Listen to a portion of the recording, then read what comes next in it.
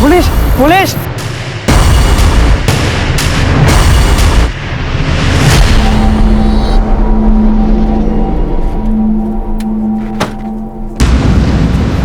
Sir ये रहा bag, check करो।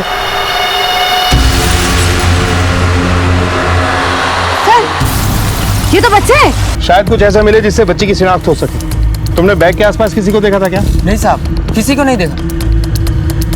सर शिनाख्त करने के लिए तो कुछ भी नहीं है, लेकिन सर बच्ची को बैग में बंद करके फेंकने की क्या वजह हो सकती है? वजह तो कई हो सकती है सिरोही।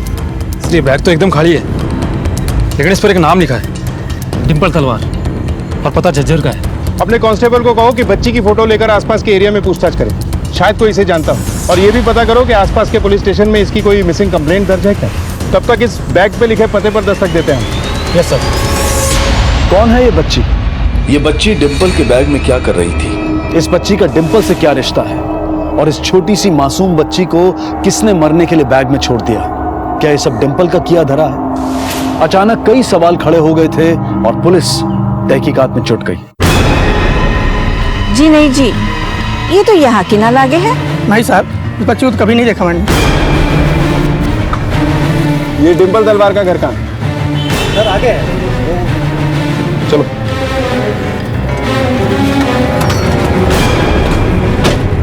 डिंपल तलवार यहीं रहती है? ना जी, हमारी कोई बात ना हुई सर। प्रैक्टिस में होगी बात, आज फोन करेगी। आप डिंपल की बहन हैं? हाँ जी सर, मेरे पापा जी उसके मामा हैं। आपकी भी उससे कोई बात नहीं है? नहीं सर, हमारी तो कोई बात नहीं। वो हमारे पास फोन नहीं है ना। पर बात क्या से? अब ऐसे पूछताछ क्यों कर रहे हो? अच्छा डिंपल पंचकुला कैसे गई थी? पर टैक्सी से गई थी, स्टैंड से बुलाई थी टैक्सी। सिरोही, इनसे डिंपल का नंबर लेके तुम भी ट्राई करो और एथलेटिक एकेडमी में फोन करके पूछो कि डिंपल वहां पहुंची या नहीं। नंबर बताइए। और सिंह, टैक्सी स्टैंड से टैक्सी ड्राइवर को थाने लेकर आओ। Okay sir. साहब आपकी बातों से मेरा जी घबरा रहा है। क्या बात है? आप कौन? मैं मासी 15 सालों से इस घर में रह रही हूँ। डिंपल हमारे हाथों पली है। ये बैग को पहचानते हैं आप लोग? ये तो डिंपल का है, अपने साथ ले गई थी। कहाँ मिला? अहरी गांव के कूड़ेदान से। वह तो पंचकुला से बिल्कुल अलग है। जी। और इस बैग में डिंपल का सामान नहीं, बल्कि 1.5 साल की लड़की थी जिसे मरने के लिए फेंक दिया गया था। मगर वो जिंदा है। इस बच्ची को पहचानते हैं आप लोग? ना। अच्छा, डिंपल शादीशुदा थी या किसी से कोई प्यार व्यार का चक्कर? ना जी ना, वो तो अभी बच्ची है, खेलने कूदने की उम्र से है उसकी। जी क्या बोल रहे हो साहब? हमारी लाडो कोई ऐसी वैसी लड़की ना है। सर हमारी जीजी का गोल सेट है, लड़कों वड़कों में इसका कोई ध्यान ना से। 205, 206, 207, 208, 209, 210। क्या हुआ तन्ने? के ताड़ रहे से? छोरी कभी देखी ना से क्या? अरे लड़की तो बहुत देखी है, लेकिन थारे जैसी लड़की पहली बार देखी है जो इतना अच्छा रस्सा टापती है। तू बड़ी मस्त है, तू मेरी गर्लफ्रेंड बनेगी। बापू ने अभी नई नई मोटरसाइकिल खरीद के दी है, थारे को दिल्ली घुमा के लाऊंगा। चल गर्लफ्रेंड तो मैं थारी बन जाऊंगी, लेकिन एक शर्त से मारी। अरे बोलना, तेरे लिए जान भी हाजिर है। मेरी तरिया 100 रस्सा टाप के दिखा लगातार। बोल मंजूर है? मंजूर है।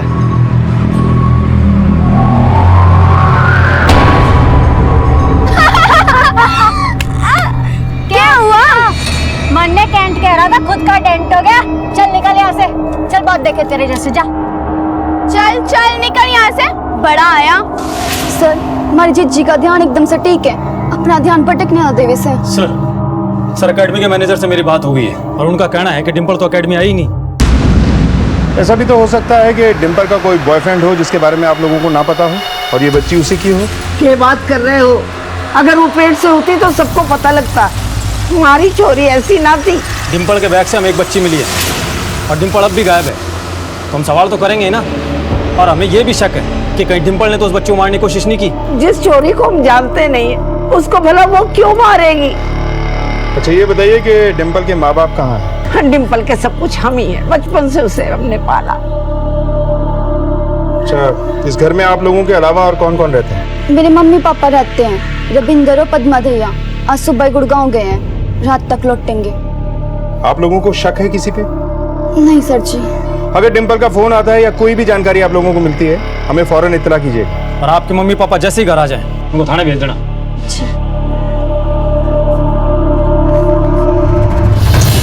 सिरोही, मुझे लगता है कि डिम्पल के बारे में इसके घर वाले जरूर कुछ ना कुछ छुपा रहे हैं। खैर, डिम्पल के कॉल रिकॉर्ड्स निकालो और इसके फोन की लास्ट लोकेशन ट्रैक करो। Yes sir. महाराष्ट्र बोर्ड ठीक है सर। हमारे कांस्टेबल ने हरी में सभी लोगों से पूछताछ की है, लेकिन कोई भी उस बच्चे को नहीं पहचानता। ठीक है, कांस्टेबल सिंह से कहो कि झज्जर में भी डिम्पल और बच्ची की फोटो दिखाकर पूछताछ करें, शायद कुछ हाथ लगे। Okay sir. रुको, क्या हुआ सिंह? सर, जिस टैक्सी में डिम्पल पंचकुला के लिए निकली थी उसका गाड़ी नंबर ये सर। उस गाड़ी से ड्राइवर अभी तक गायब है और उसका मोबाइल नंबर भी ऑफ है। सिरोही, ड्राइवर का इस तरह गायब होना और उसका फोन स्विच ऑफ होना किसी दूसरी तरफ ही इशारा करता है। इसके फोन को ट्रैकिंग पे डाल दो, जैसे ही ऑन होगा इसकी लोकेशन का पता चल जाएगा। खैर, वो हॉस्पिटल से बच्ची की कोई खबर? हाँ सर, डॉक्टर से बात हो गई है, बच्ची खतरे से बाहर है लेकिन होश में नहीं है। और हाँ सर, ब्लड रिपोर्ट से पता चला है कि बच्चे को काफी समय से अफीम के डोज दिए जा रहे थे। अफीम? कोई फिजिकल अब्यूज? नहीं सर। ये तो होना ही था। इतनी आजादी चोरों को ना मिले है, उतनी आजादी तूने अपने नातन को दे रखी है अम्मा। उस छोरी ने अपना मुंह तो काला कर दिया, लेकिन हम सबके मुंह पर काली पोत कर वो छोरी के गायब हुए पता ना से। अरे पद्मा, धीरे बोल, पूरे गांव में ढिंडोरा पिटवाओगी कि? मैं पिटूसू? ढिंडोरा तेरी लाडली भांजी पीट चुकी है। उसके बैग में मिला है बच्चा। वो अब तक पंचकुला ना पहुंची है। पुलिस वालों ने तो पूरे गांव में पूछताछ कर ली होगी उस छोरी की। चुप हो जा पद्मा, हमारी डिम्पल ऐसी ना से तू उससे नफरत करे तभी उसे नीचा दिखाने में कोई कसर ना छोड़े। हे अम्मा, तेरी लाडली भाग चुकी से। अब तो मान जा अम्मा, तूने उस छोरी को सही ढंग से ना पाला से। तेरी वाली तो मौका देकर चौका मार गई, लेकिन मेरी वाली आज भी घर में गाय बनी बेटी से। ऐसे पाला जाता है छोरियों को।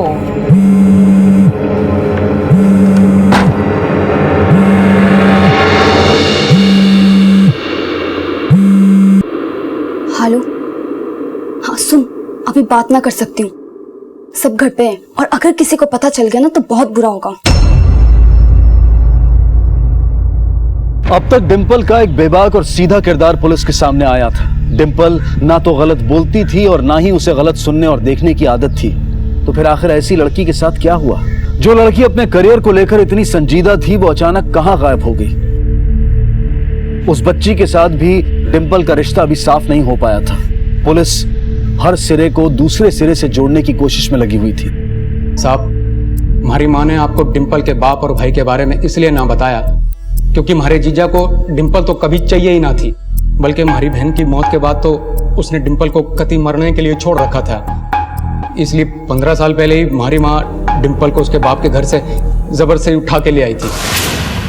चल मेरे गोरे टिक टिक टिक, चल मेरे गोरे टिक टिक टिक, चल मेरे गोरे टिक टिक, चल मेरे गोरे टिक टिक टिक, चल। अरे सनी, ये क्या कर रहा है? हट। डिम्पल, हाँ हाँ मेरा बच्चा, छोरी है तेरी। चोरी ना बो जाइए। अरे खिलौना समझ के खेल रहा है तो क्या हुआ? कुछ ना कुछ तो काम आ रही है, वरना क्या करूंगा इसका? क्या बोल रहा है तू?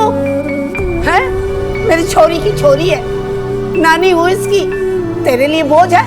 ठीक है, मैं इसको ले जा रही हूँ। रविंदर, ले पकड़ इसको। पर अम्मा, इसको अभी? अरे तू मामा है, समझा कि नहीं? ये ले सनी, तेरे लिए लाई थी गिफ्ट, लेके चल चल। के बताए साहब, खुर्रात छोरी है वो, चीटी की तरह भागे है और चीटी की तरह लड़े भी है वो। अब आप ही बताइए, ऐसी छोरी को अपनी घर की बहू बनाएगा कौन? सबकी बात तो छोड़ो साहब, उसका अपना सगा भाई भी उसे धमका कर गया था। उसे भी ना पसंद था उसका इधर उधर भागना। कहाँ जा रही है? प्रैक्टिस करने। ए रुक, बहुत हुआ तेरा खेल कूद। अब गांव की बाकी छोरी तरह चूल्हा चौका कर। ये खेल कूद तेरे खसम का पेट न भरेगा। बड़ी चिंता हो रखी है थाने हमारे खसम के पेट किया। आज तक तो भाई का कोई फर्ज निभाया नहीं है थाने। चल मैं तो जा रही हूँ। ये मैं नहीं, बाबा की फिक्र है। अब तेरी शादी की उम्र हो रही है। जाके कह दे अपने बापू से तेरी शादी की फिक्र करे। मैं तो दौड़ूंगी, चैंपियनशिप भी जीतूंगी। मुझसे पंगा ना ले, समझी? ये छोटे कपड़े पहन के ना गांव के छोरों के सामने घूमेगी ना तो अच्छी लड़कियों लक्षण ना है। और इस बार तू ना मानी तो इस बार कुछ बड़ा ही होगा। क्या करेगा तू? मारेगा? चल आज तो मैं भी देख लूं। आज तो फैसला होके रहेगा। रोक सके तो रोक ले मने। मैं तो जा रही हूँ। डिंपल, इस बार देखता तू कैसे दौड़ती है। तुझे तो ना छोड़ूंगा। सिरोही, रविंदर और पद्मा की बातों से तो ऐसा लगता है कि विजेंद्र और सनी ने डिंपल को एकेडमी जाने से रोकने के लिए या तो उसे किडनैप किया है या फिर उसे। डिंपल की कॉल ट्रेस हो गई। 14 मार्च को 3 बजे उसका फोन अहरी में था, लेकिन उसके बाद उसका फोन ऑफ हो गया। सर इसका मतलब तो ये है कि डिंपल पंचकुला जा ही नहीं रही थी। या कोई जबरदस्ती उसे अहरी ले गया। उस टैक्सी ड्राइवर का कुछ पता चला? सर उसका फोन अब भी स्विच ऑफ आ रहा है। डिंपल का अहरी जाना और उसके बैग में वो बच्ची का मिलना महज एक इत्तेफाक नहीं हो सकता। क्या डिंपल पकड़े जाने की वजह से छुप रही है या उसकी जान को कोई खतरा है? दोनों ही हाल में इन दोनों का रिश्ता सवालिया निशान है। ऐसा क्या राज हो सकता है जो कोई इस बच्ची की जान लेने की कोशिश कर रहा है?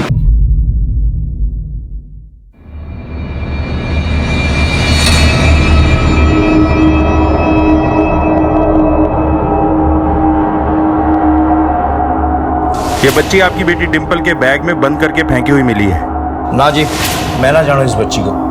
विजेंद्र जी, हमने तो सुना है कि आपको आपकी बेटी डिंपल पसंद नहीं थी, इसीलिए आपने डिंपल को उसकी नानी के यहाँ पलने दिया। जी वो तो पुरानी बात हो गई।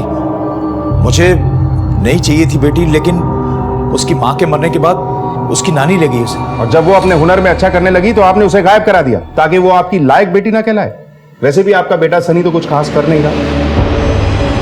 ऐसा बिल्कुल नहीं है, बल्कि मुझे तो फक्र है कि मैं डिंपल का बापू हूं। पूरे झज्जर में जब धूमें मचती हैं तो छाती चौड़ी हो जाती है। ये देखो जी, अखबार में जब भी फोटो छपती है तो एक एक फोटो की कटिंग को फ्रेम बना के ऐसे दीवार में टांग देता हूं जी। सर मेडल फ्रेम करके लगा रखे बापू ने उसके। एक बेटे के लिए तो ये परेशानी की बात होगी ना। पहले तो बेटी को पूछते नहीं थे, आज जब गांव के लोग बोलते हैं कि डिंपल के बापू जा रहे हैं तो छाती चौड़ी हो जाती है उनकी। मेरे को डर था कि बेटी के प्यार में अंधे ना हो जाए और उसके नाम आधी प्रॉपर्टी ना कर दे। तो इसलिए पहले तूने उसे धमकी दी और मौका पाकर गायब कर दिया? नहीं साहब, ऐसा कुछ नहीं। मैं तो आपसे मालूम पड़ा कि वो गायब हो गई। अच्छा, इस बच्ची को पहचानता है? ये कौन है? चिंता मत कर, जैसे ही मुझे पता चलेगा ना तुझे जरूर बताऊंगा। चलो। दूर तक जितनी भी खुली हुई जगह आपको नजर आ रही है ना, ये टोटल हमारी है। और ये जितने झाड़ झंकार है ना, ये सब कट जाएंगे। जी। स्माइल कैसी आ रही है? हाँ सर कुछ।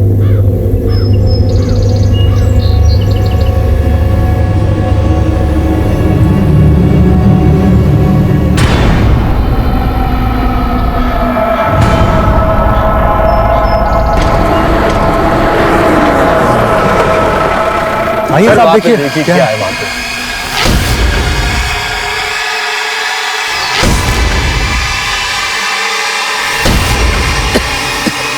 सिरोही, खोलो।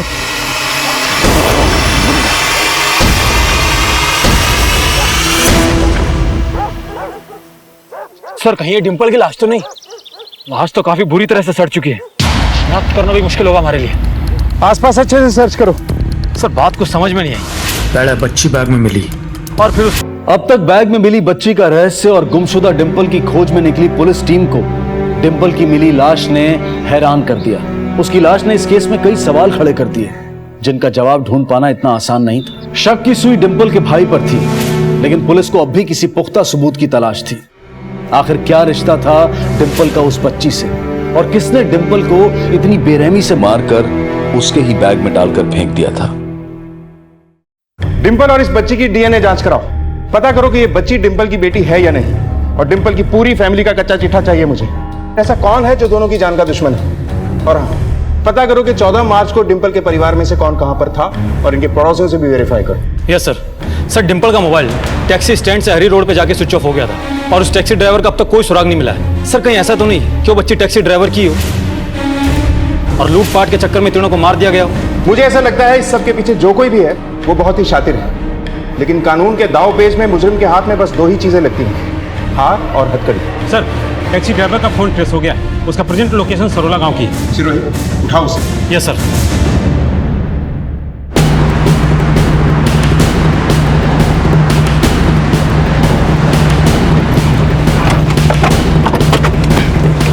अरे भाई साहब, ये जो आपके गांव में कैब ड्राइवर रहता है वो कौन है?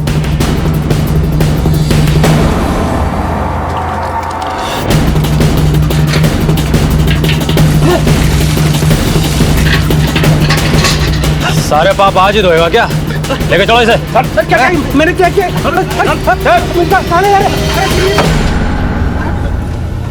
मत मारो साहब, बताता हूँ साहब, बताता हूँ साहब, मैं सच बोल रहा हूँ। ना तो मैं उस बच्ची को जानता हूँ और ना ही मैंने उस लड़की को मारा साहब। मत मारो साहब। तूने पंचकुला के लिए सवारी ली थी, लेकिन तू उसे कहीं और लेके गया। क्यों? साहब, उस लड़की ने पंचकुला के लिए टैक्सी बुक की थी, लेकिन हाईवे आने पर उसने पंचकुला की जगह गाड़ी दूसरी तरफ मोड़वा दी। फिर अहेरी आई और आगे का रास्ता खराब होने के कारण वो टैक्सी से उतर गई और ऑटो में बैठ के निकल गई। तेरी बात पे भरोसा कैसे करूं? अगर तूने डिंपल को हरी में छोड़ा था तो अपने गांव में जाकर मोबाइल बंद करके छुप के क्यों बैठा था? नहीं साहब, मैं छुप के नहीं बैठा था। अहरी के पास ही मेरा गांव था, तो मेरे मन में लालच आ गई कि मैं कुछ दिन गांव में रुक जाऊं। इसलिए मैंने अपना मोबाइल फ़ोन भी बंद कर दिया था, क्योंकि ग्राहक भी बार बार परेशान करते हैं तो उन्हें मना करना पड़ता है। जैक, तू ये बता, अगर डिंपल को तूने एरी में छोड़ा था तो वहां उसकी फोटो दिखाने पर किसी ने उसको पहचाना क्यों नहीं? हाँ, वो इसलिए साहब कि वो ऑटो में बैठने से पहले उसने अपना चेहरा पूरी तरह से ढक रखा था।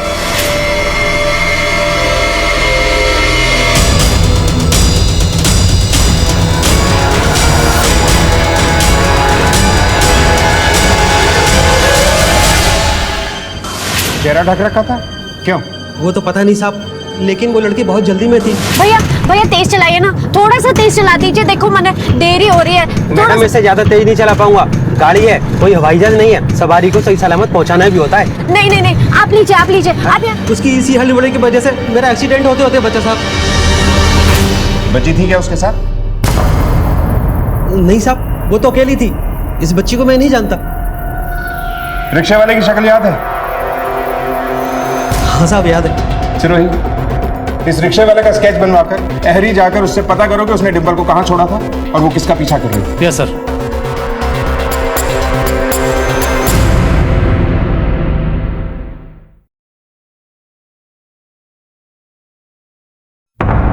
आप इंस्पेक्टर चौधरी जी को इन्फॉर्म कर दीजिए, बच्ची स्टेबल है और अगली पूछताछ के लिए वो उनसे मिल सकते हैं।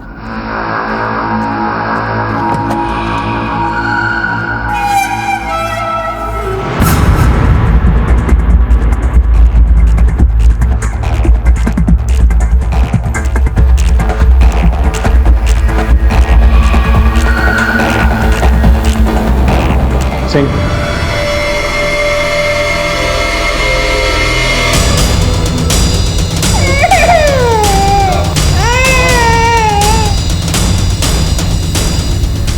ये हमारी डिंपल की छोरी ना सर, कोई गलत फहमी हुई है। ये बच्ची तो बिल्कुल हमारी लाडो जैसी लागे है। जब लाडो छोटी थी बिल्कुल ऐसे ही लगी थी। वही गोल गोल गाल, वही चुलबुली आंखें। ये मेरी लाडो ही है। ना ना, ये छोरी हमारी डिंपल की छोरी ना सर। हमारी डिंपल तो चली गई। दरोगा साहब, हमारी डिंपल को कौन मार रहा है उसको पकड़ के लाओ। हमारी डिंपल। सिंह जी, डिंपल और बच्ची का डीएनए टेस्ट करवा के रिपोर्ट मैच करो। दूध का दूध और पानी का पानी हो जाएगा। Okay sir.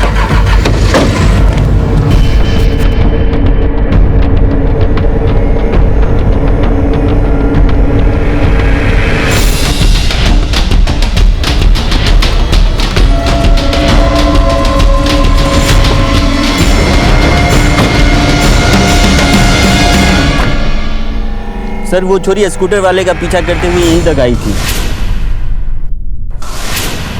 आगे रास्ता बंद है तो वो अपना सामान उतारी, अब पता नहीं किधर चली गई।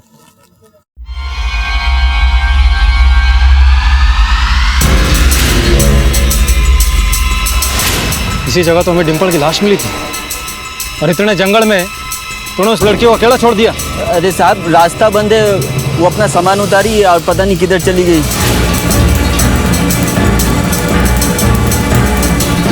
स्कूटर वाला जो बंदा था वो कहाँ से आया था? वो बादल के घर से आया था साहब।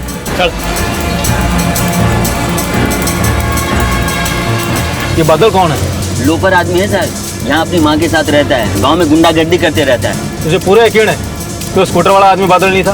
बिल्कुल साहब, वो बादल नहीं था, उसकी कदकाठी बादल से बिल्कुल अलग थी। आपको बताया ना साहब, उसने अपना चेहरा गमछे से ढका था। आखिर बादल ऐसा क्यों करेगा? सर, डिम्पल के घर वालों के कॉल रिकॉर्ड्स के मुताबिक 14 मार्च को अहरी में कोई नहीं था सिवाय एक के। वो कौन? सनी। उसका और डिम्पल का मोबाइल अहरी में लगभग सेम टाइम पर एक्टिव था। इसका मतलब सनी जरूर कुछ छुपा रहा है।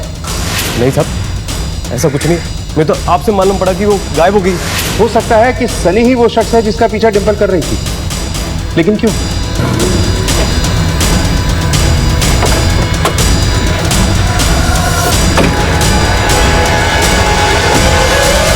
सर, हम यहीं पे रुके थे जब वो आदमी बादल के घर में गया।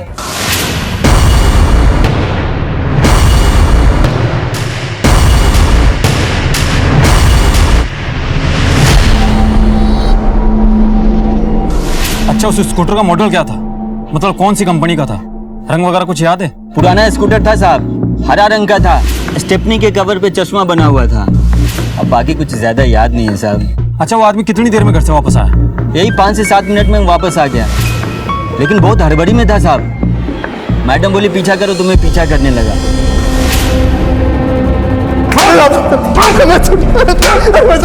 कुछ नहीं किया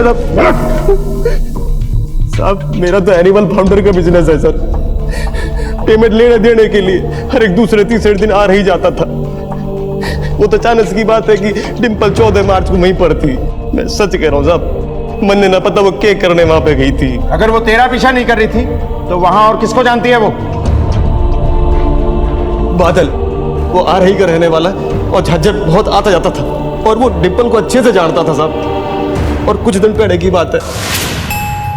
जीजी, हम कंपटीशन तो देखा है, पर अगर मम्मी हमारे घर पहुंचने से पहले रोहतक से वापस आ गई तो बड़ा बवाल हो जाएगा दीदी। तू चिंता ना कर, मम्मी ने मैं समझा दूंगी।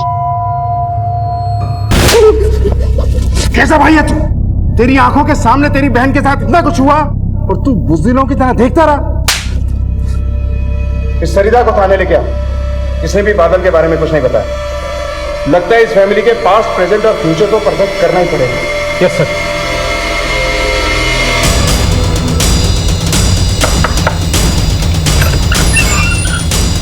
बादल घर पे है? वो तो घर ना है, पर क्यों हुआ ठनगा साहब? पूरे घर की अच्छे से तलाशी लो। सर। अरे साहब, क्या बात है? अरे साहब, बादल कहाँ गए और घर कब तक आएगा? वो तो कब आवे है कब जावे है, मैंने तो कुछ पता ही नहीं है। पर बात क्या है? इन्हें पहचानती हैं आप? या गांव में कभी देखा हो आपने इन्हें? जी ना जी, मैंने तो ना देखा है। हमें बादल की फोटो और उसका मोबाइल नंबर चाहिए। जी वो तो लेकर आइए।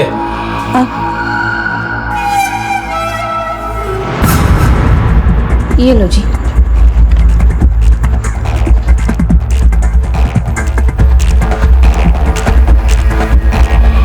सर, यहाँ आइए। क्या हुआ? सर, अफीम। और सर ये देखिए, बच्ची के कपड़े। लेके चलो इसे। साहब, साहब मेरी बात तो सुनो। साहब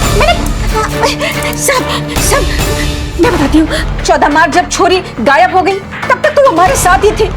उसके बाद पता नहीं कहाँ हो गया। तो ये बात हमें पहले क्यों नहीं बताई? मन लगे कि आप उन्हें जेल में बंद कर देंगे। वो तो हम आपको अब भी डालेंगे। सीधे सीधे बताओ, बच्चे के साथ में रिश्ता क्या है और उसे अफीम क्यों देते थे? बोलती उसे पूरा वक्त सोने के लिए, ताकि आजू बाजू में कोई उसको आवाज ना सुने। ये बच्ची किसकी है और इसे यहाँ पर कौन लेकर आया था? बोलती हमारा छोरा बादल, वो पता नहीं कहाँ से ले आया था। उसके 4 दिन बाद कोई उसे उठा के ले गया। मैंने उसे रोकने की कोशिश की, पर मैंने भी वो मारने लगा। साहब सर, बादल ने हमारे साथ जो उस दिन हरकत की थी उसके बारे में सिर्फ डिम्पल दीदी को पता था। अगर मम्मी को ये पता चल जाता तो मुझे जो छूट मिली है वो भी खत्म हो जाती। बस इसलिए मैंने आपको कुछ ना बताया।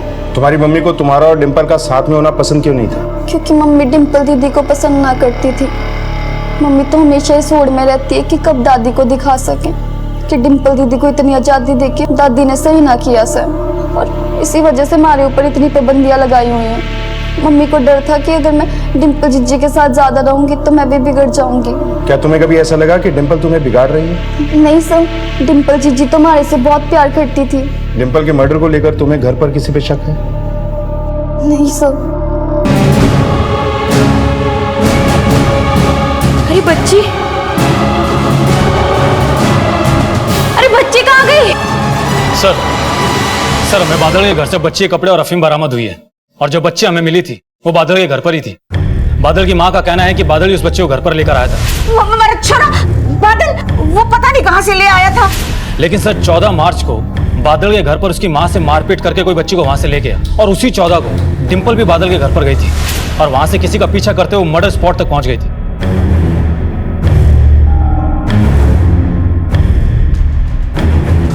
सर लेकिन बादल अब भी गायब है, लेकिन हमने आसपास के गांव में सभी खबरों को एक्टिवेट कर दिया है। पोस्टमार्टम रिपोर्ट के हिसाब से डिम्पल की मौत 14 मार्च को शाम 5 से 6 बजे के बीच पीठ और पेट में किसी धारदार हथियार के वार करने की वजह से, और डीएनए रिपोर्ट के हिसाब से भी डिम्पल और इस बच्ची में कोई रिलेशन नहीं। सर ये तो बहुत ही अजीब बात है, दोनों के बीच में कोई भी रिश्ता नहीं है, फिर दोनों एक साथ कैसे थी? सिरोही इस स्कूटर वाले आदमी को ढूंढना बहुत जरूरी है, और साथ में इस बादल को भी। हमें जल्द से जल्द इस केस को अंजाम तक पहुंचाना है। एक minute sir. Hello, sub inspector Sirohi. क्या? सर मैं कुछ देर के लिए वॉशरूम गई थी, वापस आने के बाद देखा तो बस। सर मैं बाहर से रूम में आई तो बच्ची आराम से सो रही थी। मैं उसकी दवाइयाँ चेक करने लगी, दवाइयाँ खत्म हो गई थी। मैं डिस्पेंसरी गई और आके देखा तो बच्ची गायब थी। इसका मतलब है कोई लगातार बच्ची पे नजर बनाए हुआ था। तो बड़ी अजीब बात है, डिम्पल की लाश मिलते ही बच्ची गायब हो गई। ये इत्तेफाक तो नहीं हो सकता। लेकिन सर कोई 1.5 साल की बच्ची क्यों मारना चाहेगा? यही पहेली तो हमें सुलझानी है। डिम्पल और सनी दोनों के घर को छान मारो। डिम्पल के बैग का सामान कहीं तो मिलेगा, और जहां ये सामान मिलेगा स्कूटर भी वहीं होगा। हमें जल्द से जल्द बच्ची को ढूंढना होगा, बच्ची की जान को खतरा हो सकता है। हर चेक पोस्ट पे चेक करवाओ कि कोई बच्ची को शहर से बाहर ले जाने की कोशिश तो नहीं कर रहा। सब जगह उसके पोस्टर लगवा दो। न्यूज़पेपर में भी मिसिंग चाइल्ड का नोटिस दे दो। 14 मार्च को लेकर अभी कुछ ही बातें पुलिस के सामने आई थी कि अचानक इस बच्ची के गायब हो जाने से इस केस में सनसनी फैल गई। पुलिस अब बादल और इस स्कूटर वाले आदमी को ढूंढ रही थी जो कि डिम्पल के मर्डर में उनके लिए प्राइम सस्पेक्ट थे। डीएनए रिपोर्ट से साफ हो गया था कि ये डिम्पल की बच्ची नहीं थी। तो फिर डिम्पल का इस बच्ची से क्या लेना देना था, और ये किसकी बच्ची थी? क्या डिम्पल की मौत किसी भी तरह से इस बच्ची से जुड़ी हुई थी? डिम्पल का कातिल पुलिस की गिरफ्त से अभी काफी दूर था। इस केस में आने वाला हर मोड़ इस केस की पेचीदगी को और बढ़ा रहा था।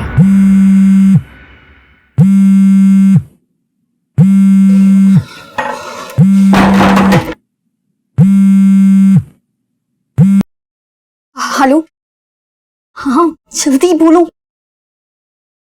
क्या बच्ची? क्या कर रहे हो साहब? हम कोई मुजरिम थोड़े ना जो हमारे घर की तलाशी ले रहे हो साहब। ठीक है, मैं बात करती हूँ। ठीक है, बात।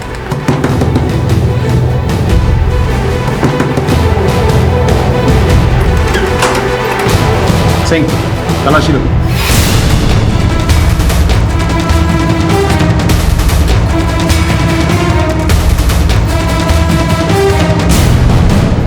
सर ये मोबाइल मिला। वो हमारे पास फोन नहीं है ना। वो फोन इस साल दीदी ने मुझे हमारे जन्मदिन पर गिफ्ट किया था। घर वालों को उसके बारे में कुछ नहीं पता था, क्योंकि अगर मम्मी को पता चलता तो वो अलाउ नहीं करती। तुम्हारे फोन पर किसी इदरीस नाम के लड़के के बहुत कॉल्स हैं। क्या माजरा है ये? 2 महीने पहले फ्रेंड रिक्वेस्ट भेजी थी उसने मुझे। हमारी चैट होनी शुरू हुई, उसके बाद हमने मिलने का प्लान बनाया। सरिता, यू क्या कर रही है तू? यो सब करने के लिए तूने फोन दिया था क्या? क्या बकवास करियो आप? प्यार करो मैं इदरीस से। प्यार करती है? हाँ, और तू आज के बाद सरिता के तो क्या इस मोहल्ले के आसपास भी बन रहा है ना तो तेरी टांगे काट के तक तेरे घर भिजवा दूंगी। हाँ चल निकल। और तू मामी का कहा सच करवाएगी और मेरी नाक कटवा देगी। उस दिन के बाद मैं कभी इद्रीस को नहीं मिली। दीदी ने अकेडमी जाने से पहले मेरा फोन वापस दिया, यो कहकर कि वो मुझे रोज फोन करेंगी। दीदी के जाने के बाद मैंने फिर से इद्रीस को कॉल किया, बात करने की कोशिश की, पर कभी बात नहीं हुई। कहाँ मिलेगा ये इद्रीस? सर मुझे नहीं पता है। गांव में हमारे जो टेलर मास्टर है उनका भांजा है, कभी कभी दिल्ली से आता है। इसकी फोटो है फ्रेंड्स बुक पे? नहीं सर, उसने दिल्ली गेट की फोटो लगाई है। उठवा के लाओ इस मामा के भांजे को।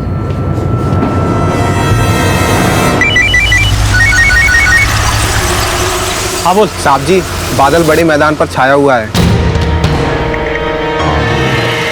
रे अकेले अकेले ही खाएगा क्या? रुक रुक। साहब बताओ, बच्ची से तेरा क्या रिश्ता है? बोल। साहब मैं उस चोरी का बाप हूँ। साहब ये बात मैं किसी को बताना ना चाहता था।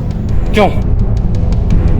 बोल, बच्ची कहाँ है? तूने पहले बच्ची को अपने घर पे छुपा के रखा, उसे अफीम खिलाकर बेहोश किया और फिर उसे डिंपल के बैग में डालकर जंगल में फेंक दिया।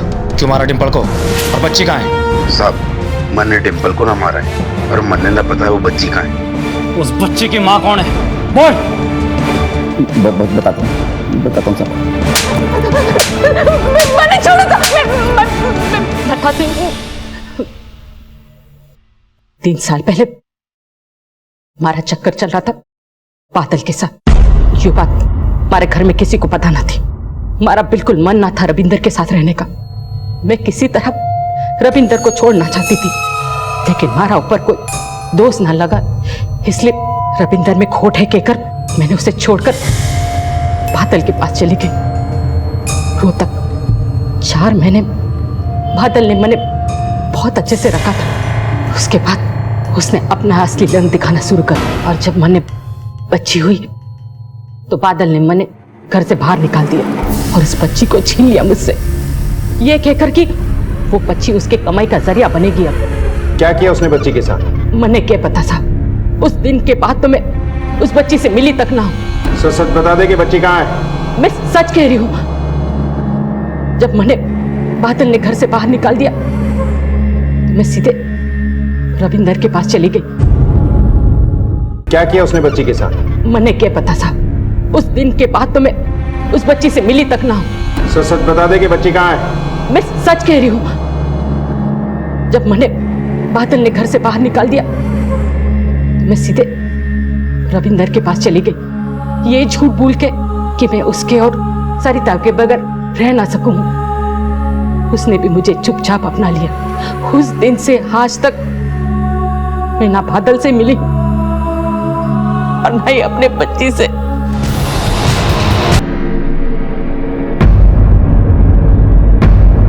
ये तो वही स्कूटर है जैसा रिक्शे वाले ने बताया था। ये देखिए इसमें निशान भी है। पुराना स्कूटर था साहब, हरा रंग का था, स्टेपनी के कवर पे चश्मा बना हुआ था। इसका स्कूटर है ये? शादी में ससुराल वालों ने दिया था, कई सालों का इस्तेमाल भी नहीं किया, यहीं पड़ा रहता है। ले चलो सर। Okay sir.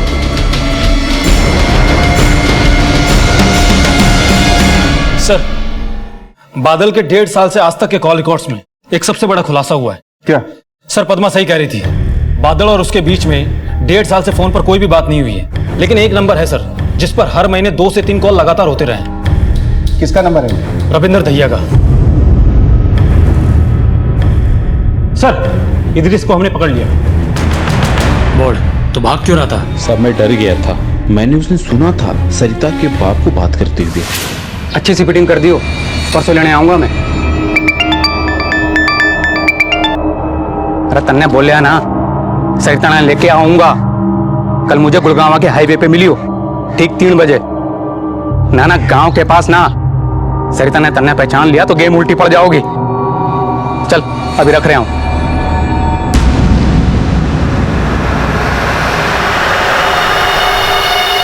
मुझे लगा सरिता का बाप उसे कहीं बेचने जा रहा है, इसलिए मैं जाकर डिंपल, सरिता की जो बड़ी बहन है, मैंने उसको सारी बातें बता दी सर।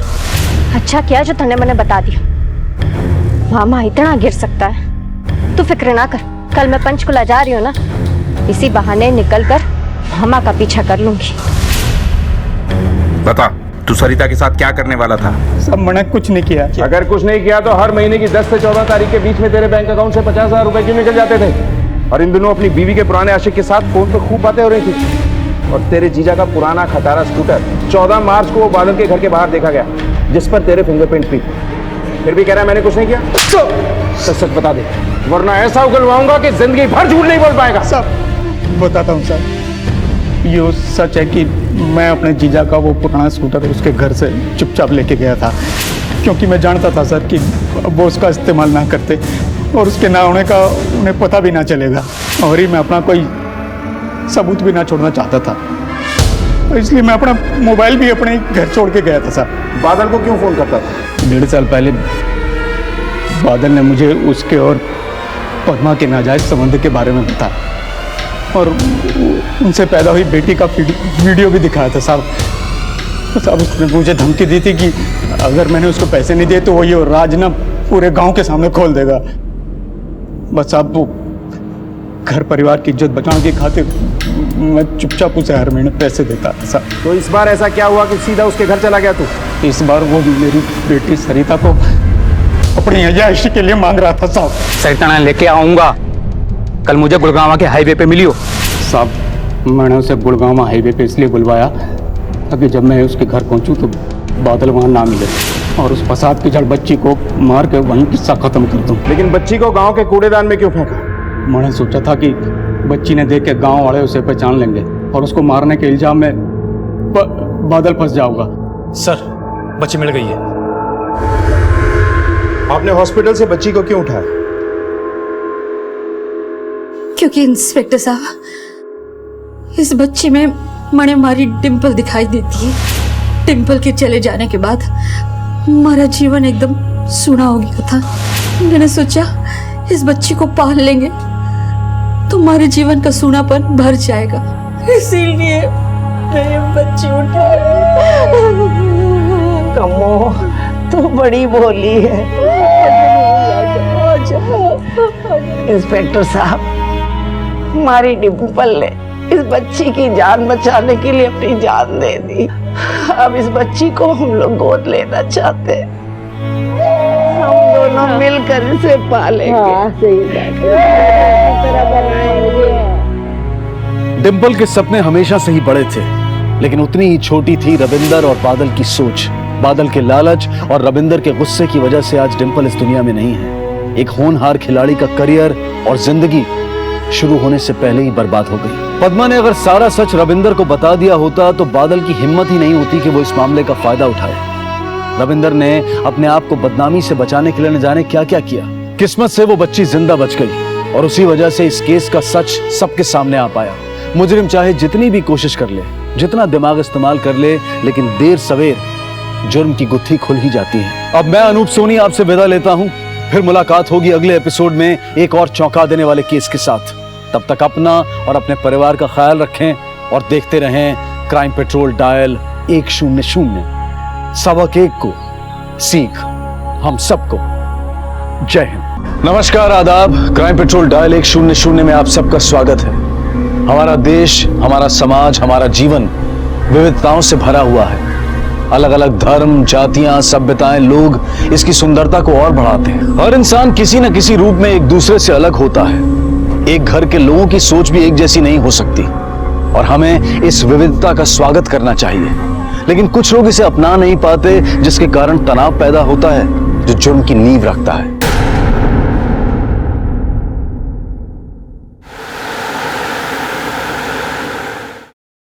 अहमद, जो सब्जियां नहीं है ना वो बाजार से खरीद लाना। इसका अभी तक सूप खत्म नहीं हुआ है, तुम देख लो, ठीक है? अभी तक खत्म नहीं किया, फटाफट से खत्म करो। नहीं मम्मा, मुझे नहीं खाना। क्यों नहीं पीना है बाबू? अब मुझे बताओ कि आज स्कूल में क्या सिखाया मेरे बच्चे को? मैथ्स सिखाया। ये खत्म करो तब मामा तुम्हें क्या देगी? Video game. निंजा वाला? हाँ वही वाला। खा लो खा लो खा लो। नहीं, पहला बोला निंजा वाला। हाँ निंजा वाला।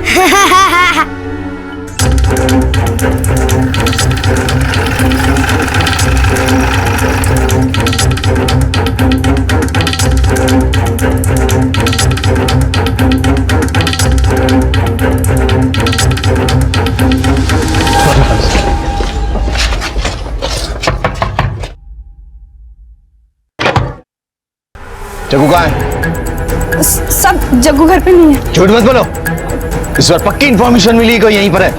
हटो। सब मेरी बात, सब अंदर देखो जरा।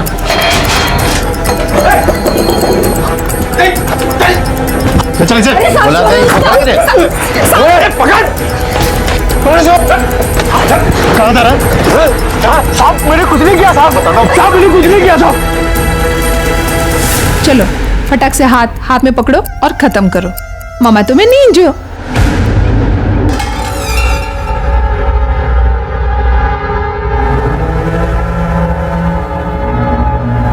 ये लो खत्म करो।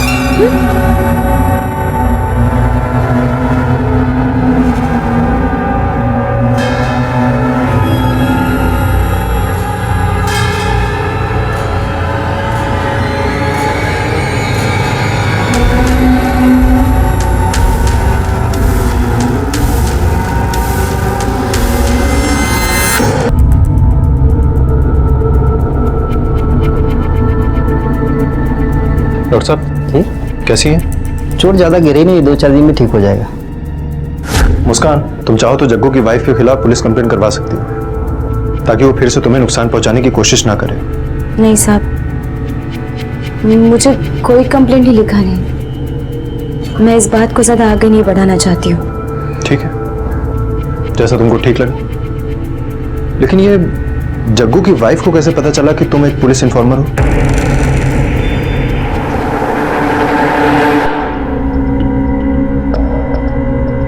अरे पैर फट जाएगा इसका।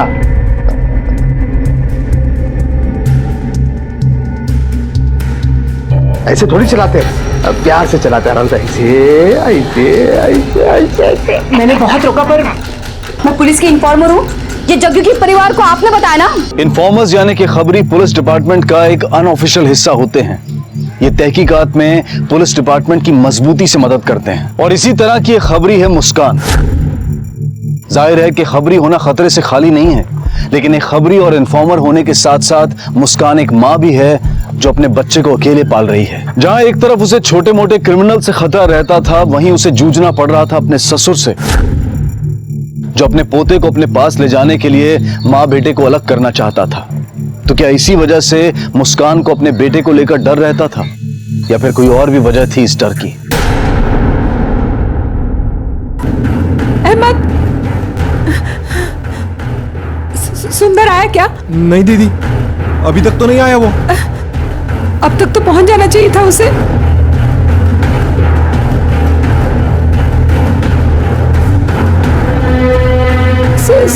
सुंदर कहाँ चला गया? दादा, आपने मेरे सुंदर को कहीं देखा है? नहीं मैडम, इतने सारे बच्चों में कहाँ ध्यान जाएगा, गया होगा किसी दोस्त के साथ। अंकल, आपने मेरे सुंदर को कहीं देखा है?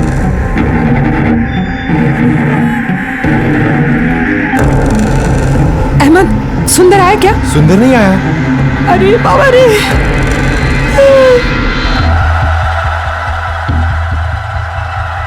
आप समझी, मेरा सुंदर कहाँ गया? छोड़ूंगी नहीं उस साले को मैं।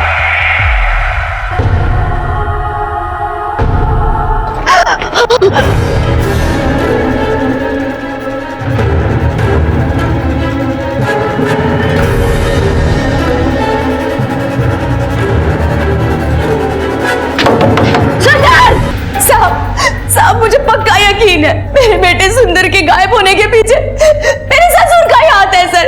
मैं कहती हूँ, मुझे पता है मेरे ससुर के। मुस्कान, बिना किसी सबूत और गवाह के हम किसी को गिरफ्तार नहीं कर सकते, फिर भी हम उससे बात करेंगे। सर कुछ भी कीजिए, मैं उसके बिना जिंदा नहीं रह पाऊंगी।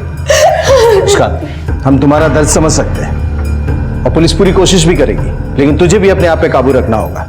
तूने अपने ससुराल में जो कुछ किया है ना, वो बात हमें पता चली है, लेकिन आइंदा से अगर ऐसा कुछ भी हुआ तो हम कुछ भी नहीं करेंगे। सर, मुस्कान कोई गलती नहीं करेगी दोबारा। चल बेटा, मेरे बेटे को ढूंढ लाइए सर। तुम जाओ, हम पता करते हैं। मेरा बेटा। इसके ससुराल में जाके पता करो, अगर बच्चा है तो मास्क मिलवा दो, और अगर नहीं है तो उसकी तस्वीर सारे पुलिस स्टेशन में सर्कुलेट करो। अपने खबरी को भी काम पे लगा। ठीक है सर। साहब वो झूठ बोल रही है, मेरा उस बच्चे से कोई लेना देना नहीं है। पर बेटा तो तुम्हारा भी था ना वो। अब जिस दिन से वो घर छोड़ के गई है उस दिन से वो दोनों मेरे लिए कुछ भी नहीं साहब। तुमने मुस्कान को घर से बाहर क्यों निकाला? साहब मैंने नहीं निकाला, वो खुद घर छोड़ के चली गई है। खुद घर छोड़ के गई है? क्यों? वो हमारी फैमिली में एडजस्ट नहीं हो पा रही थी, घर की हर चीज में उसको प्रॉब्लम थी साहब। अब इतनी रात में बुड्ढे के लिए दूध गर्म करो, बस दिन भर इनकी सेवा करती रहो। अरे अब क्या हुआ? देखो मैं बहुत तंग आ चुकी हूँ तुम्हारे बाप की सेवा कर करके। मैं अपने बच्चे का देखो तुम्हारे बाप की सेवा करती रहूं दिन भर। देखो मैं तुम्हें कह देती हूँ, अब इस घर में मुझे एक पल भी नहीं रहना है। अगर तुम्हें मेरे साथ रहना है तो तुम्हें इस घर को छोड़ना होगा। अब आप ही बताओ साहब, बीवी के लिए बाप को कैसे छोड़ सकता हूँ? बीवी तो जैसे तैसे काट लेगी, लेकिन इस उम्र में उनकी देखभाल कौन करेगा? जब मैंने बाबा को छोड़ने से मना कर दिया तो उसने बच्चे को लिया और घर से चली गई। वो घर से चली गई और तुमने रोकने की कोशिश भी नहीं की। तुम्हें बच्चे की फिक्र नहीं थी? साहब फिक्र थी और फिक्र है।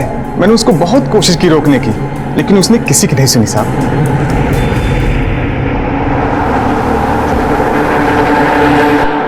मैंने भी उसे रोकने की बहुत कोशिश की। बहू मेरी बात सुनो, भगवान के लिए घर छोड़ के मत जाओ। तुम जैसा चाहोगी वैसे ही होगा। मैं खुद अपना काम कर लूंगा, पूरे घर का काम मैं कर दूंगा। भगवान के लिए मेरे पोते को मुझसे अलग मत करो। भगवान के लिए बेटा रुक जाओ, रुक जाओ। हटो यहाँ से। मैं तुम्हारा पैर पड़ता हूँ। अरे मेरे पोते को लेकर मत जाओ मुझसे। बहू ऐसा मत करो। बहू मेरी बात। ऐसी क्या खास वजह थी कि मुस्कान अपने पति तक को छोड़ने को तैयार हो गई और अकेले रहने लगी? ये बात मेरी समझ में नहीं आई। हम क्या जाने सब, हो सकता है वो कहीं अपने पोते को पाने के चक्कर में ही तो आपने ये ड्रामा नहीं रचा है। ये क्या कह रहे हैं आप? मेरा अपना पोता है, मेरा अपना खून है, उसे चोरों की तरह ले जाने की मुझे क्या जरूरत पड़ेगी? जरूरत इसलिए पड़ी क्योंकि जब जब मुस्कान से आपने अपने पोते को छीनने की कोशिश की आप नाकामयाब रहे। ये सही है सर, पर सुंदर के गायब होने में मेरा कोई हाथ नहीं। उसे छुपाकर मैं कितने दिन अपने पास रख सकूंगा सर? एक नए दिन तो आप पकड़ ही लेंगे। इतनी समझदारी रखते हैं आप, रखिएगा, और गलती से भी कोई गलती मत कीजिए। जा सकते हैं।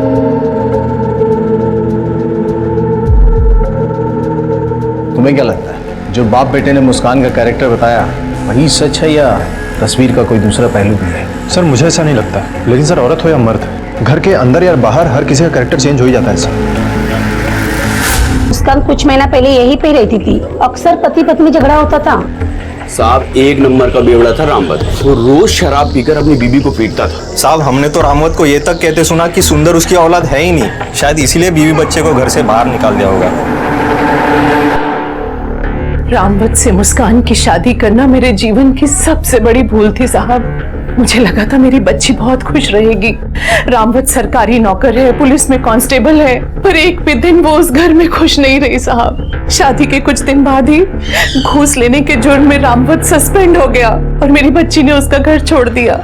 मैं तो चाहती थी कि वो मेरे साथ रहे, पर वो मुझ पे बोझ नहीं बनना चाहती थी। फिर उसने फैसला किया और एक चाइनीज का ठेला खोला और अपना गुजर बसर करने लगी। इसका मतलब है कि इन दोनों बाप बेटे ने जो मिलकर हमें कहानी सुनाई उसमें अभी भी कई सारे पेच हैं। तो सवाल ये उठता है कि इन दोनों ने हमें झूठी कहानी क्यों बताई? क्या छिपाना चाहते? कहीं बच्चे को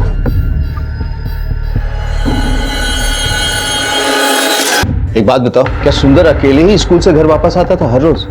नहीं साहब, मैं उसे स्कूल से छोड़ने ले जाने में खुद ही जाती थी। एक मिनट के लिए भी अपने से दूर नहीं रखती थी मैं उसे। हमेशा ही मेरे साथ ही रहता था, ठेले पर बैठकर पढ़ाई करता था, और जब शाम में मैं घर जाती थी उसे अपने साथ ही ले जाती थी।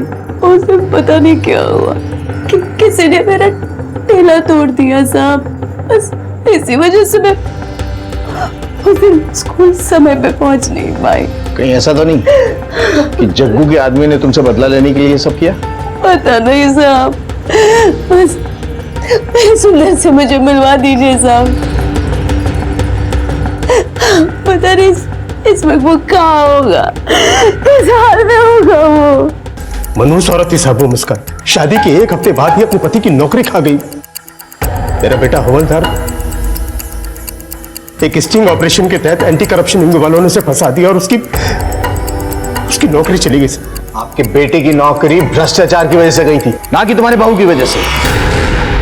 देखिए इंस्पेक्टर साहब, उस औरत से अब मेरा कोई लेना देना नहीं है। मुस्कान से अब मेरा कोई लेना देना नहीं, उसका मुंह देखना नहीं चाहता मैं। और तुम्हारे पोते सुंदर से, उससे तो लेना देना है तुम्हारा?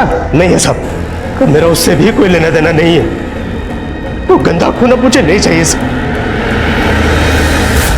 सर ये मनोहर तो अपने पोते पे मरा जा रहा था, जान छिड़कता था उसके लिए, लेकिन ये अचानक से उसको क्या हो गया? इसकी साफ दो वजह हो सकती है। एक तो ये कि बच्चा अब भी उसी के पास हो और वो जानबूझ के नाटक कर रहा है। दूसरी वजह ये कि अभी भी कोई ऐसी बात है जो हमारे सामने तक नहीं है। सर कहीं ऐसा तो नहीं कि मनोहर को इस बात का शक हो गया हो कि सुंदर उसके बेटे की औलाद नहीं बल्कि मुस्कान का किसी और के साथ अफेयर चल रहा हो, ये उसकी औलाद हो सकता है। ऐसा तो नहीं कि इनमें से ही किसी ने सुंदर को किडनैप करवाया हो। एक काम करो सर, मुस्कान के बारे में और इंफॉर्मेशन इकट्ठी करो, उसका कैरेक्टर, रामवत से अलग होने की असली वजह, अलग होने के बाद वो किसी के साथ थी चक्कर में या नहीं, सब कुछ। सर मैंने मुस्कान के बारे में सब कुछ पता किया है सर। उसकी सारी जिंदगी अपने बच्चे के इर्द गिर्द ही घूमती रही। लेकिन सर एक बात है, एक किन्नर है जो इसका खास है, वो अक्सर उससे मिला भी करती थी। किन्नर से मिलने की वजह तो इंफॉर्मेशन निकालना भी हो सकता है ना, या कुछ और भी। इसे कौन है ये किन्नर?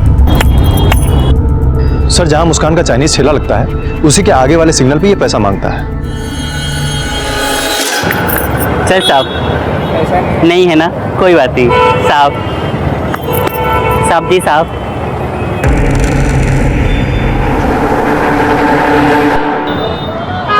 तो अक्सर उसी इलाके में काम करती है ना जहाँ मुस्कान अपना चाइनीज वाला ठेला लगाती है। जानता है उसको? जानती है ना साहब, वो सूप तो बेचती है ठेले पे। हाँ साहब, उसे तो मैं अंदर की खबर भी देती है, बहुत अच्छी औरत है साहब। तो उसके बच्चे को भी जानता होगा? जी साहब। अटक अटक के क्यों बोल रहा है, पूरी बात बोल। वो साहब मुस्कान अपने बच्चे पे नजर रखने के लिए मुझे पैसे देती थी और वो मुझे बच्चे पालने का तरीका भी पूछती थी मुझसे। बच्चे पालने का तरीका पूछती? हाँ साहब।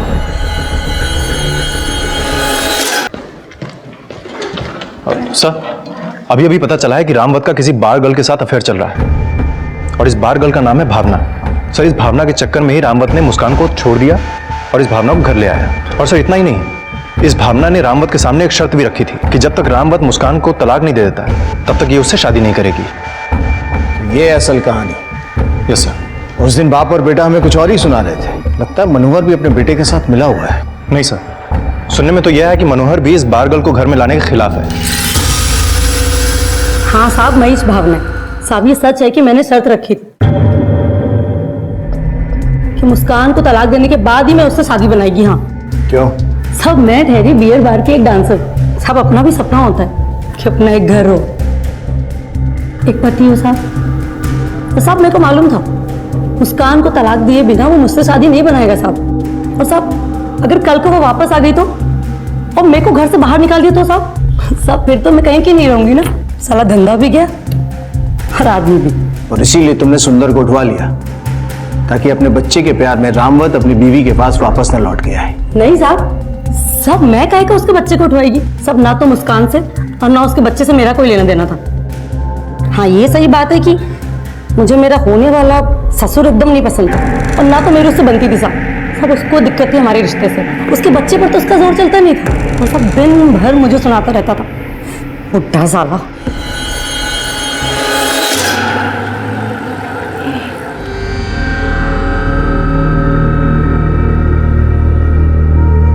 मुझे नहीं चाहिए। पुलिस वालों के भरोसे बैठकर कुछ नहीं होगा। मुझे खुद ही जाना होगा अपने बच्चे को ढूंढने। मुस्कान पुलिस अपना काम कर रही है ना, तो क्या कर सकती है। और तुझे कुछ हो गया तो? आई मुझे कुछ नहीं होगा। मेरी मुखबिरी की वजह से पुलिस के कितने केसेस सॉल्व हुए हैं। क्या मैं अपने बच्चे को नहीं ढूंढ सकती? चले अहमद। मुस्कान सुन तो। सुंदर को लापता हुए कई दिन बीत चुके थे, लेकिन उसके बारे में कोई सुराग, कोई क्लू पुलिस को अब तक नहीं मिला था।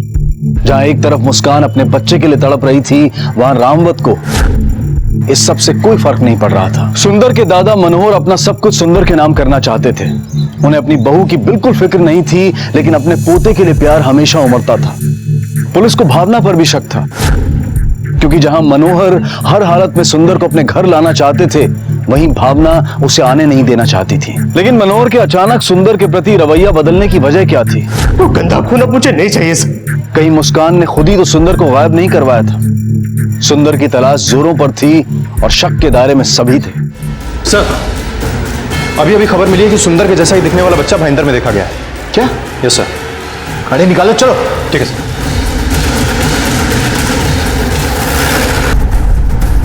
यही है सर।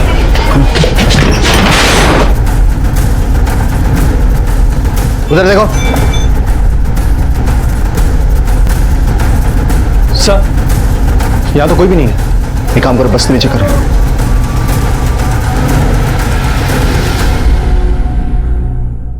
सर, ये तो किसी छोटी लड़की के कपड़े हैं। इन्फॉर्मेशन क्या थी अपने पास? सर, इन्फॉर्मेशन तो यही थी कि यहाँ पर सुंदर को किडनैप करके रखा गया है।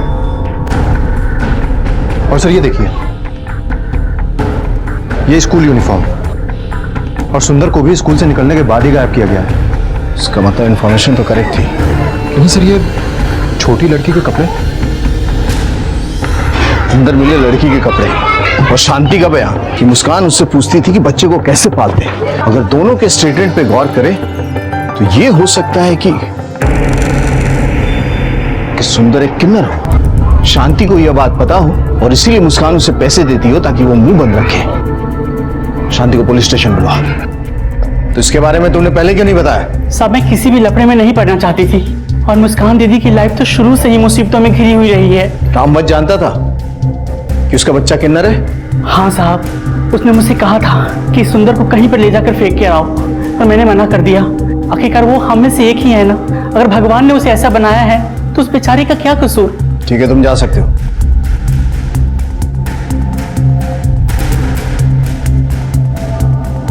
इसका मतलब है रामवत ने अपने बच्चे की किडनैपिंग करवाई।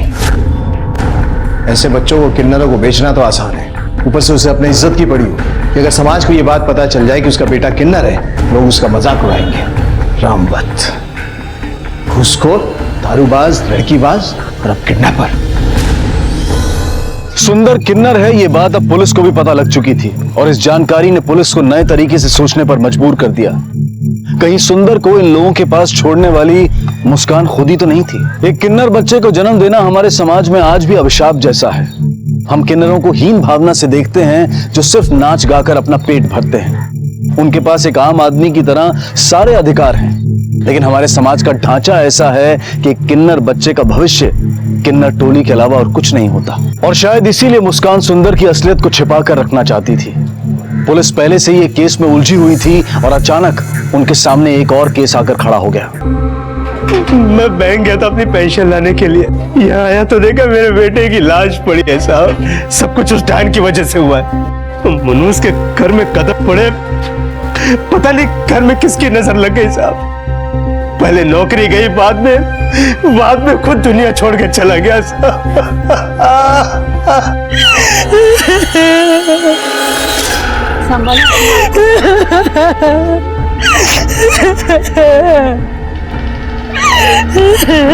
कह रहा था कि कल तलाक की अर्जी करने जाऊंगा और उसके बाद सारा झंझट खत्म। देखो क्या मालूम था कि उससे पहले ये सब हो जाएगा साहब, ये सब हो जाएगा साहब।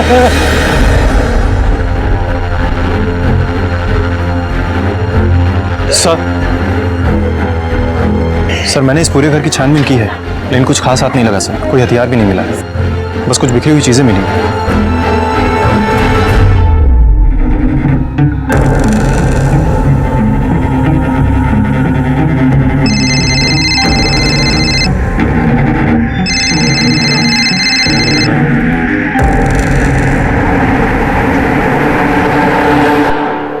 पोस्टमार्टम रिपोर्ट आ चुकी है और उसके मुताबिक रामवत का कत्ल चाकू लगने की वजह से हुआ था, दोपहर 2 से 3 के बीच में। उस वक्त तुम कहां थी? क्या मतलब? आप ऐसा सोच भी कैसे सकते हैं सर? मैं खूनी नहीं हूं। हम ऐसा इसलिए सोच सकते हैं क्योंकि तुम्हारे पति के मरने का जरा सा भी गम तुम्हारे चेहरे पे नहीं है। उसके मरने के बाद तुम उसके घर भी नहीं गई थी, बल्कि इधर उधर अपने खबरियों से मिल रही थी। हाँ, मैं उनसे मिल रही थी अपने बच्चे का पता लगाने। मेरे बच्चे से बढ़कर कोई नहीं है सर, और रामवत की मौत तो अभी हुई है। मेरे लिए तो वो कब का मर चुका था। मैं तो विधवा कब की हो चुकी थी सर, जिस दिन मैंने उसके घर छोड़ा। ये मेरे सवाल का जवाब नहीं है। हाँ, हो सकता है कि मैं उस दिन घर पे रही होंगी या फिर बच्चे की तलाश में बाहर गई होंगी। तुमने अपने पति का घर क्यों छोड़ा था?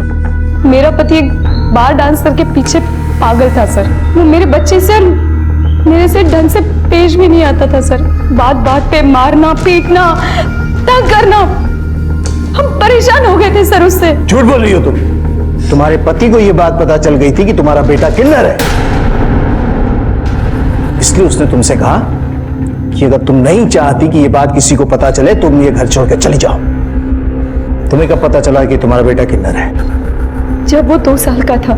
डॉक्टर ने जब मुझे बताया तब मैं सख्ती में आ गई। समझ में नहीं आ रहा था कि मैं क्या करूं। तब मैंने मेरे बच्चे को भी छोड़ने का फैसला किया। मुझे पता था सर कि मेरा परिवार उसे कभी नहीं अपनाएगा, इसलिए ये सच्चाई मैं सबसे छुपा रही थी। पर वो जैसे जैसे बढ़ रहा था वैसे वैसे मेरी टेंशन भी बढ़ रही थी।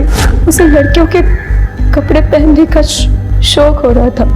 पड़ोस की बच्चे के कपड़े सुखाने के लिए रखे थे, वो कपड़े उठाकर घर ले गया।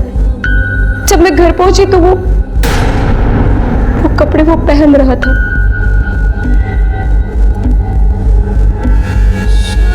उस दिन से मैंने उसे हर वक्त उसे अपने साथ रखती थी और उसे समझाती थी कि ये सब कुछ गलत है। यहाँ तक कि सर मैं उसे दूसरों के सामने कभी कपड़े भी नहीं उतारने दिए। पब्लिक टॉयलेट बाथरूम में उसे यूज करने के लिए मना कर दिया था। मैंने ये सच्चाई छुपाने की बहुत कोशिश की सर, पर एक दिन और रामवत ने भी कहा था सर कि अगर इस घर में रहेगी तो वो इस सच्चाई के बारे में सबको बता देगा। मतलब रामवत ही ऐसा इकलौता इंसान था जिसे ये राज पता था, और उससे तुम्हें अपने बेटी की जान को खतरा था। इस बच्चे को तुम लोगों ने देखा है कहीं? हाँ साहब, इस बच्चे को मैं शबाना दीदी के साथ देखी थी। शबाना? ये शबाना कौन है? कहाँ मिलेगी? साहब वो तो ऊपर चली गई। 2 दिन पहले ही उसकी ट्रेन एक्सीडेंट में मौत हो गई। और ये बच्चा? बच्चा कहाँ है? कहीं देखा आप लोगों ने उसे? नहीं साहब, उसके बाद वो बच्चा हमें कहीं नहीं दिखाई दिया।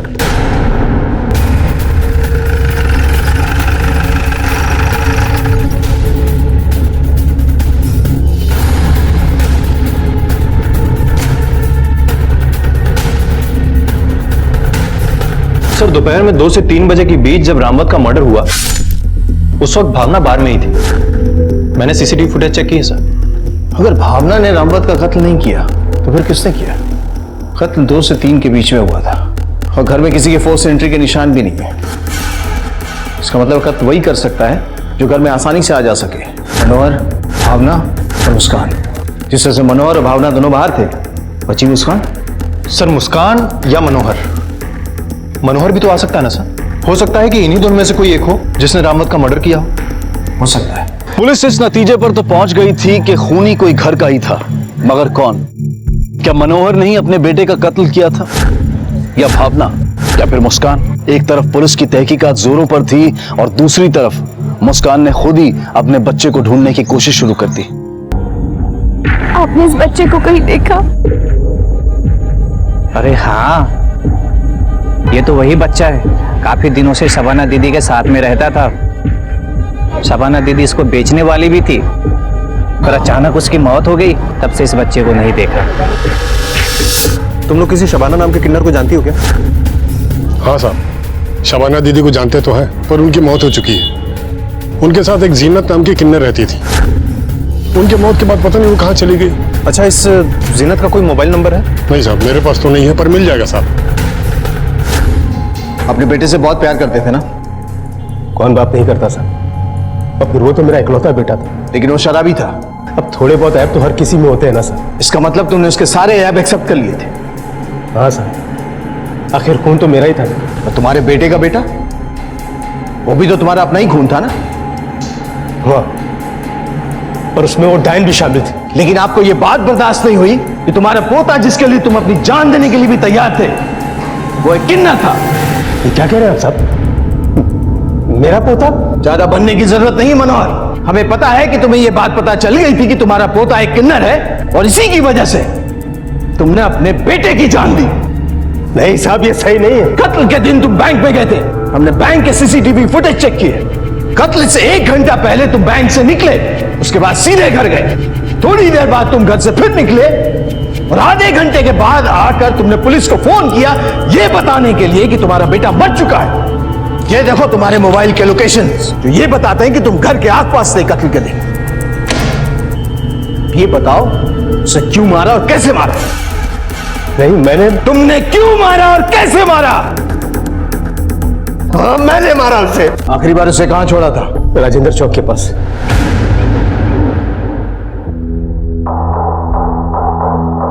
इंस्पेक्टर साहब, सुंदर का ना किसी शबाना नाम के किन्नर ने किडनैप किया था। पता है हमें। हाँ, पर वो अब मर चुकी है। कहते हैं कि किसी ट्रेन एक्सीडेंट पे उसकी मौत हुई थी। एक उम्मीद और है, उसके साथ रहने वाली अगर जीनत का हमें पता चल जाए तो हम सुंदर तक पहुंच सकते हैं सर। हमें पता है, और जीनत का नंबर भी मिल चुका है, ट्रेस पे भी डाल दिया है। बहुत जल्दी उसका एग्जैक्ट लोकेशन भी पता चल जाएगा। क्यों?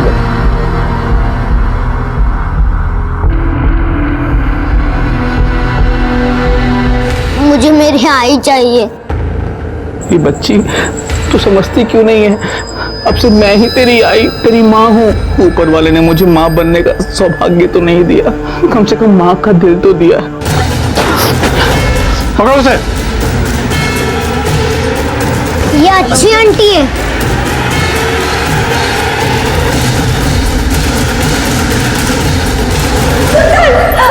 सुंदर, अरे बेटा कहाँ चला गया था तू?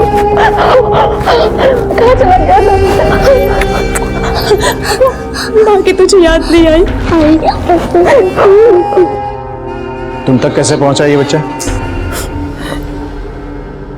अब सुंदर को एक औरत शबाना दीदी से अगवा करने को बोल रही थी साहब। वो बोल रही थी कि वो इस बच्चे की माँ है।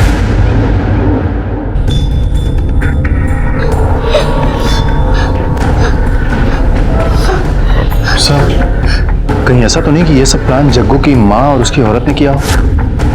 क्योंकि वो दोनों भी मुस्कान से बदला लेना चाहते थे सर। जीनत को लेकर जग्गू के घर पे चलो।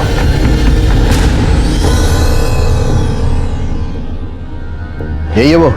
नहीं साहब, ये वो औरत नहीं है। तो फिर कौन हो सकती है? साहब, मैं जानती हूँ वो औरत कौन है। हाँ, मैंने ही शबाना से कहा था कि सुंदर को किडनैप करके ले जाए। मैं अपनी बेटी मुस्कान को और दुखी नहीं देख सकती थी। आज नहीं तो कल ये बात तो सामने आनी ही थी ना कि सुंदर एक किन्नर है। फिर क्या, ये दुनिया, ये समाज धीरे धीरे कटने लगती उससे। फिर कौन इसका हाथ थामता? उस दिन जब मंदिर में मुस्कान के लिए प्रार्थना करके घर लौट रही थी तो मैंने सुंदर को अकेले में देखा। मुझे लगा ईश्वर ने मुझे अच्छा मौका दिया है। बस मैं शबाना के पास गई और उसको बोला, ये कौन? क्या लगता है तेरा? बेटा है मेरा, तुम लोगों जैसा। किन्नर है? हाँ।